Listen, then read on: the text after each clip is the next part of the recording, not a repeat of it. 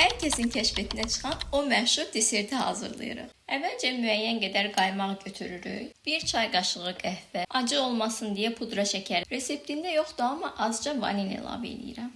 Hazırladığımız bu qəhvənin bir hissəsini qaymağa əlavə edirik.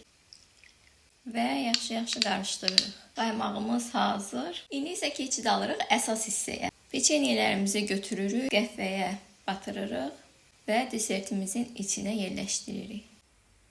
Formada yerləşdirdikdən sonra 24 saatlığına soyuducuya göndəririk. Və Yapon cheesecake'imiz hazır. Servis edərkən üzərinə kakao tozu əlavə elədim. Gəlin baxaq.